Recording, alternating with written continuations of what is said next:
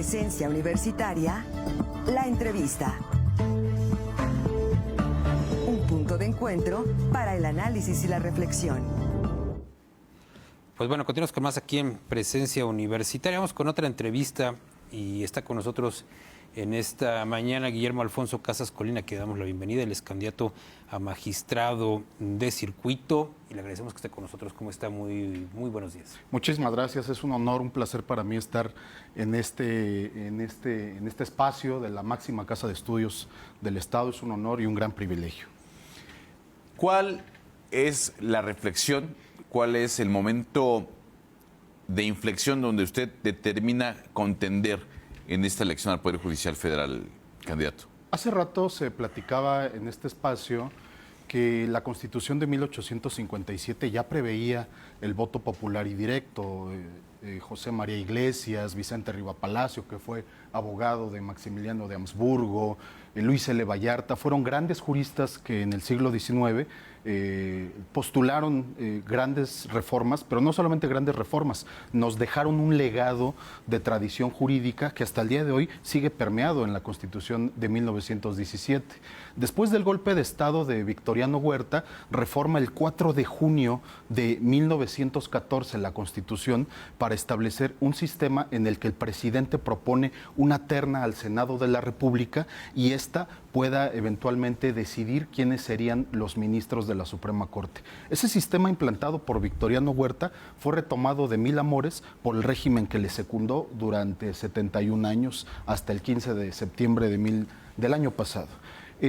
Eso, por un lado, pues es un tema que está de por medio la soberanía democrática y, por otro lado, la propia conciencia histórica de que este proceso, independientemente de quiénes seamos o no electos, va a generar una cauda de juristas de nueva generación que va a permitir renovar profundamente las estructuras de pensamiento y las mentalidades al interior del Poder Judicial, en el sentido de que el Poder Judicial sea más cercano, más empático y sobre todo tenga una base democrática de legitimación insoslayable, que el día de mañana pues, seguramente va a representar nuevas visiones y va a poner a México en una punta de lanza a nivel mundial. Estoy convencido de ello. ¿Cuál es la diferencia que podría tener con otros perfiles, incluso con los que ya hoy ocupan estos cargos, como para invitar a la gente a que vote por usted? Hay grandes perfiles, yo mismo he estado siguiendo, igual que todos, este proceso. La sociedad mexicana está profundamente politizada, como en su momento lo estuvo en 1857, lo decía Daniel Cosío Villegas, la sociedad estaba profundamente politizada, hoy la gente está ávida de esto. La diferencia que yo ofrezco en esto pues, es mi trayectoria. Yo vengo de una base social, fui formado por una universidad pública, la Universidad Nacional Autónoma de México. En estas universidades, con esta esencia, con esta mística que tienen las universidades autónomas, te forjan para regresar al pueblo lo que el pueblo te dejó a ti, que es educación. 1, 2, fui durante 10 años un trabajador del Sistema Nacional DIF, ahí entendí el dolor humano en la gente más vulnerable, las niñas y los niños.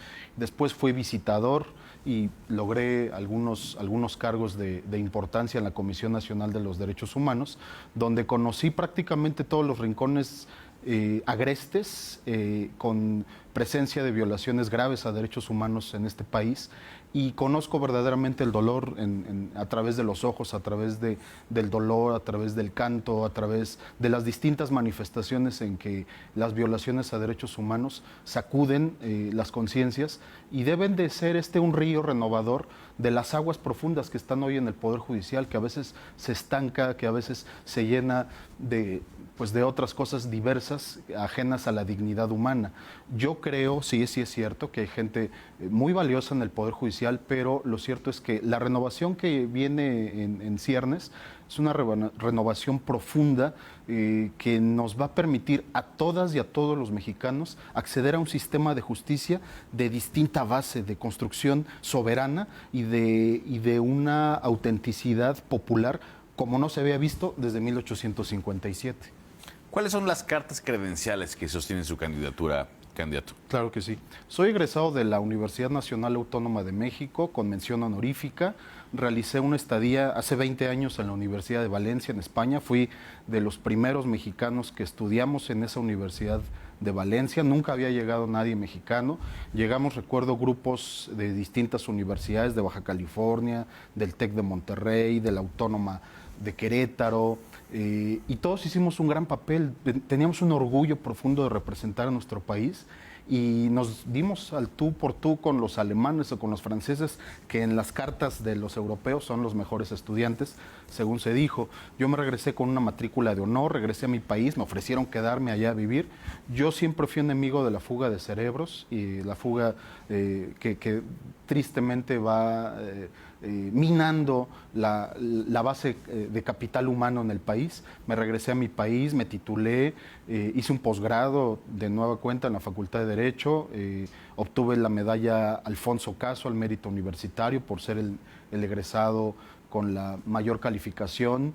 Hice un posgrado en Administración Pública en el Instituto Nacional de Administración Pública, el INAP, donde también me titulé con mención honorífica. Hice una especialidad en Derechos Humanos y un máster en Derechos Humanos en la Universidad de Castilla-La Mancha de España. Y sin embargo, lo que más me da satisfacción no son esas credenciales académicas, sino sobre todo el impacto social o el impacto en las familias o el impacto eventualmente en mi trayectoria, en mi quehacer institucional, cuando a través de mi trabajo logro cambiar realidades o he logrado cambiar vidas, ya sea a través del trabajo que hice como director de las 5 casas hogar en el DIF nacional, como visitador en la Comisión de Derechos Humanos y ahora que lo hago como litigante, que finalmente también a través de ese ejercicio se cambian realidades y se cambian expectativas. Como litigante te das cuenta de la otra realidad, los que estamos de este lado de la barandilla, los que a veces te cierran la puerta, los que te dicen que te falta el sello, que te falta la calcomanía azul, que te falta la copia verde, y todos esos obstáculos burocráticos gubernamentales que suelen imponérsele a la ciudadanía. Yo los he vivido y yo se los transmito a mis representados. Muchas veces esto genera encono, ¿no? Y la mayoría de las veces genera encono porque el tiempo no pasa igual para las familias, no pasa igual para el justiciable que para la autoridad jurisdiccional. El tiempo parece que para ellos van en otro ritmo y no les surge porque finalmente ellos cada quincena cobran. Las familias que no tienen pensión alimenticia siempre están buscando cómo van a sobrevivir el otro mes. Y esa brecha hay que reducirla drásticamente. Ese debería ser una de las grandes fortalezas en todo el Poder Judicial que yo creo va a permear independientemente del curso de los acontecimientos. Me parece que eventualmente eso va a ser una realidad. ¿Cuál es la importancia de un magistrado de circuito? ¿A qué se dedica? ¿Qué es lo que hace? En el sistema judicial, imaginamos la pirámide del pueblito, aquí en Corregidora, donde en la cima de esa pirámide está la Suprema Corte de Justicia de la Nación. En la base de la pirámide están los jueces de distrito.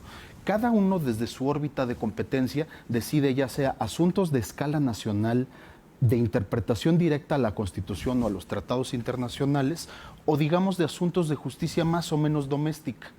En el interfaz donde debe haber esta conexión están los magistrados de circuito que realizan interpretaciones que van a regir para los jueces de distrito y para los juzgados locales.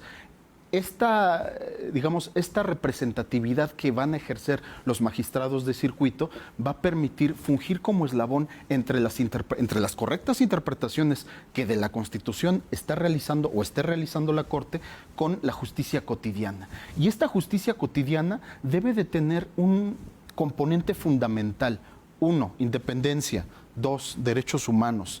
3, abatir la corrupción. La independencia, se ha dicho que esta reforma mina la independencia. Yo siento que no es cierto. La independencia ya está minada a través de los cabilderos, que no sabemos quiénes son, que actualmente ejerce el Poder Judicial de la Federación. Está abarrotado de cabilderos. No sabemos qué intereses representan. No sabemos quiénes son las personas que verdaderamente están llevando litigios estratégicos a través de cabilderos. Y 2, la idea de que el servicio judicial de carrera que actualmente existe es inmejorable, que ya es prácticamente una cuestión inamovible. Es falso, es una falsa tesis, porque finalmente muchas personas, lo sabemos, han accedido merced al nepotismo y pues a una cierta vulneración de este principio de independencia. Así pues, según mi óptica, los magistrados de circuito deben de ser esta bisagra entre la conformidad que existe en las decisiones basadas en la interpretación de la Corte que respeta los derechos humanos y cómo estos derechos humanos fungen como eje central de las determinaciones que los juzgadores de distrito y desde luego los juzgados locales deben de ponderar. Derechos humanos pues en práctica, derechos humanos pues no solamente en abstracto o no solamente como un elemento teórico, sino que en la práctica puedan cambiar realidades. Y esa es, me parece, una de las principales funciones, independientemente de los aspectos técnicos, que me parece muy ocioso señalar aquí, de si la interpretación y cómo se forman las jurisprudencias, que ese es un lenguaje que a veces nos aparta, ¿verdad? Al ciudadano promedio no le importa saber la jurisprudencia, lo que le importa saber es cómo se cambió su realidad y cómo efectivamente esa realidad ahora es más justa.